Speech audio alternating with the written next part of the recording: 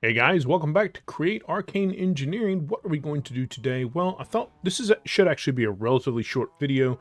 At the end of the last video, we were talking about completing the automation of Chapter 1, which is, I think, done at this point. So I thought we'd come back and walk through that real quick. You'll see right here on my screen, there's currently what I ended up doing to separate our andesite alloy, which you'll see over here in a moment. This is just a hopper pushing into a tiny little vault here. And then what I was wanting to do here was test if I could use drawers with puller upgrades to pull specific items out of that vault. And that worked like a champ. So let's run downstairs and see how that we actually implemented that and the other piece, right? So at the end of the last episode, we talked about needing two. I don't know, why are you not running? Are you doing the whole stuck thing again?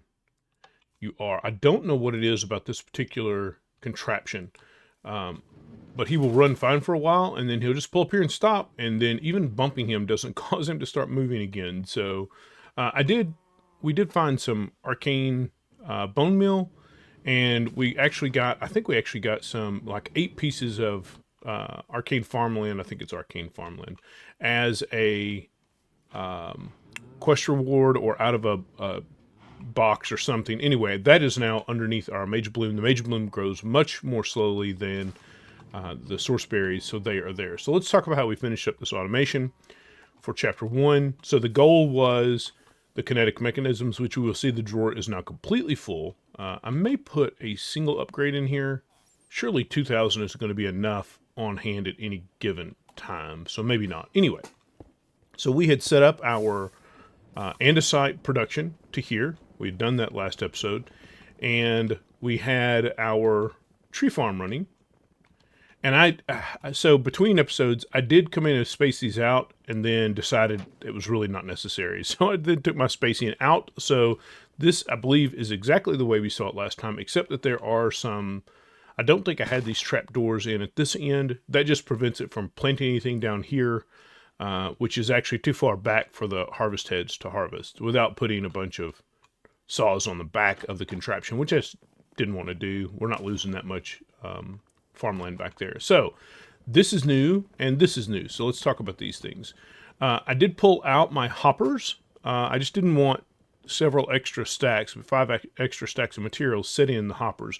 So what we've done is we've replaced those hoppers with pusher cards from here, which will just push straight into the storage controller, which goes to the next drawer, right? So we're now pushing our logs straight into this oak drawer, which we got on a chute, feeding across.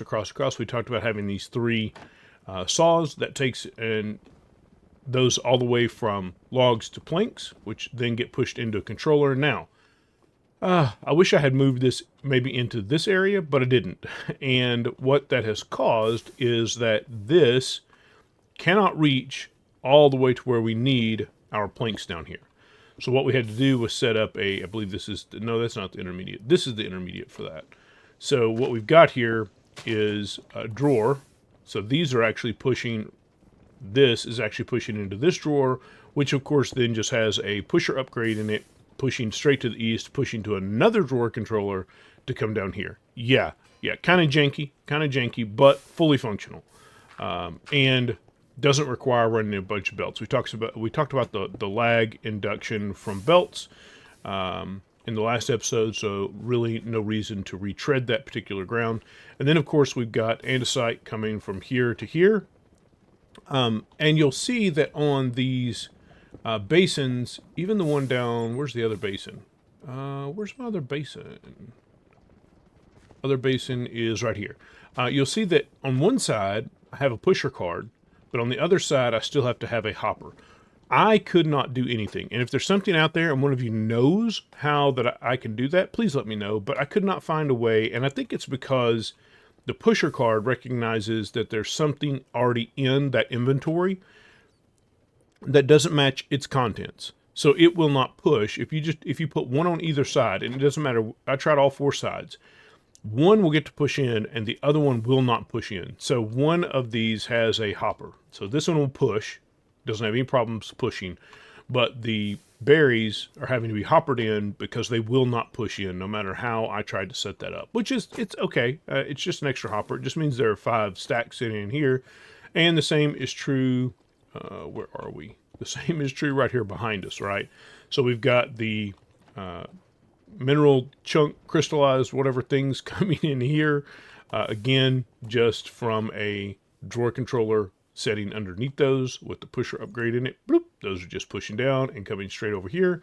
And then feeding in the andesite. We've got a lot more andesite. So if I'm going to have 5 stacks of something setting somewhere, I'd rather it be the andesite setting here rather than 5 stacks of chunks, which we're really not actually getting enough of yet. Although, so we've got no andesite here, but that's pushing into a controller, which is pushing into this intermediate, which is pushing up here. Now here is where I said we were going to use tunnels and belts to split these, and I didn't. I didn't do that at all. What I did end up doing, so I'm bouncing from here up to this drawer, which has actually got a pusher upgrade in it. It's actually got multiple pusher upgrades. Pusher upgrades are multiplicative, as I understand it. So I wanted to make sure that this could push faster than these could pull, because these have got puller upgrades in them. And pushers, because they were already pushing into our deployers, right? So what I'm doing is all the andesite alloy that comes in, I'm pushing into a vault. And then I'm using, because it is too wide, I can set up 2 drawers underneath it to pull directly from it.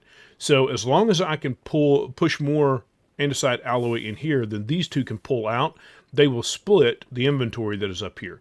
This worked flawlessly. You can see that we've had no issues getting up to 2K, and if I were to pull a stack out, well, I pulled 2 because that's sometimes how that sort of thing works. It just goes right to work, and these stay at 64 the whole time. So this has worked like a champ. I believe, if we take a look at the book, I believe what we will find is that was the primary goal for Chapter 1, right? Was getting our mineral shrubs all the way back up to saplings, and then getting the saplings planted and harvested properly. Of course, we're producing andesite alloy. That's the first part of this chain, coming all the way down to the kinetic mechanisms, and the mineral was to get down to the slabs to get those same mechanisms.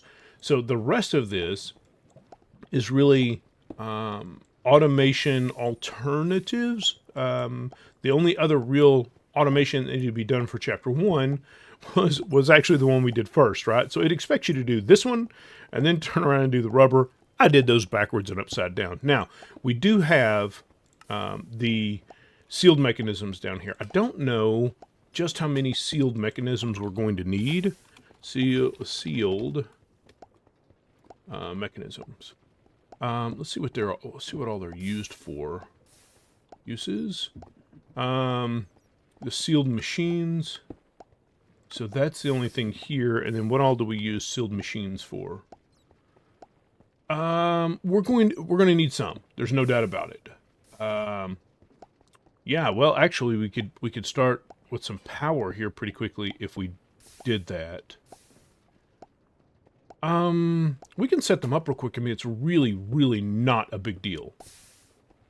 But I think I will just, so we've got the components sitting here, right? We're going to have 2,000, we're going to have 2,000 kinetic mechanisms sitting here, and I believe there's a full chest of the, what are these? The enriched rubber sitting here as well. So if and when we need the kinetic mechanism, or the sealed mechanisms, the materials are sitting here waiting for us, and I just don't see necessarily a reason to automate that right now. So I think I consider Chapter 1 complete at this point, from my point of view.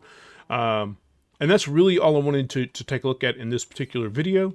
I just wanted to show how we'd managed to finish up Chapter 1 before we start in on Chapter 2. I did say that if we had changed anything, that we'd come back and take a look at it. And some things did change, right? We eliminated these hoppers. We got the last 2 pieces of this set up.